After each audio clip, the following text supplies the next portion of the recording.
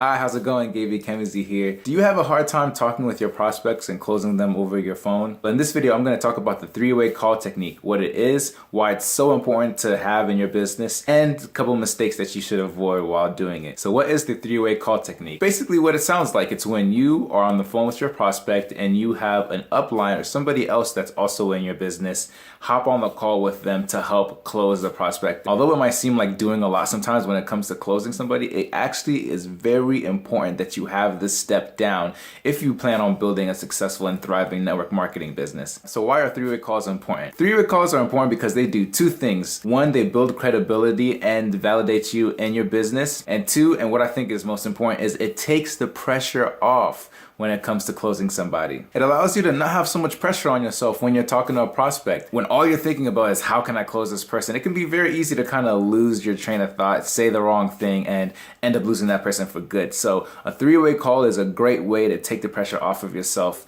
and help you get that sale. So how does it work? Well, after you have a prospect watch a presentation or listen to a call, while you're talking to them on the phone, you ask them to hold, and during that time period, you call the upline or somebody else that's in your business. Now, when you do this, there are three easy mistakes that people make that can end up blowing the whole thing out of the water. The first mistake is not filling in your upline. When you want to bring your upline to the call, you want to give them a rundown of your prospect, certain things that you've been talking about, where they're at in terms of 1 to 10 joining, and any more details that you think will be helpful for your upline to know. The second mistake people make is asking for permission to bring the upline in the first place. You do not need permission in order to have the three-way call. I know it might feel like you're ambushing the person, but really you're in control of the situation. And honestly, most people don't really mind because it seems like you have their best interest in heart and you're bringing in someone with more expertise and experience to help them answer their questions and get them going along the process. Now, when you get your upline on the call, you want to build your upline up. You want to tell them your stats, tell them the experiences that they've had, show them and build them up as an authority figure and as an expert in the business. Remember, that doesn't mean lying about the person. You don't want to lie about, what your upline does, and you really don't need to. The whole purpose of this is edification. There's a bunch of psychology that actually goes into this, because when you bring somebody else into the picture that's not you and you build them up as an authority, they are more likely gonna be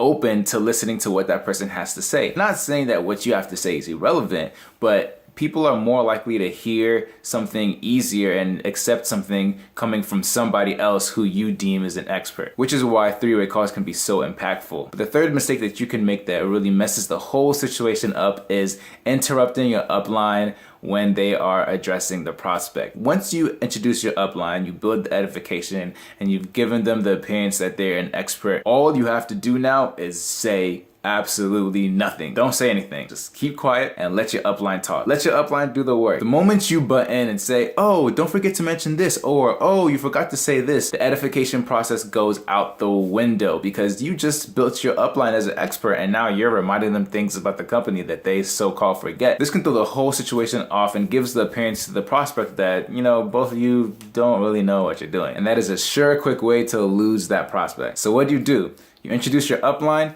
build them up and edify them, and you say absolutely nothing. Now, here's the great thing about it. Your upline actually doesn't have to be much more advanced than you, if at all. That doesn't really matter. All that matters is that you bring in a third person and edify them. When you do that, this brings the prospect's walls down and allows them to listen more openly to what you have to say. Moral of the story is, if you want to be successful in network marketing, one of the tools that you can use to up your prospecting game is utilizing the three-way call technique and avoiding any of those mistakes that I mentioned that would make your whole attempt null and void. Now, if you would like some more tips on how you can take your prospecting to the next level, download the free training that I have down below. Just click the link down in the description, fill out the opt form, and learn how top earners are recruiting hundreds, even thousands of people into their business with these top 10 prospecting tips. Hope you got some value from this video. Leave a comment down below and let me know what your thoughts are about the three-way call technique. Also, don't forget to like it and share it with other people, other team members that you think will benefit from this information. Don't forget to subscribe to my page where I'll be bringing you more tips and tricks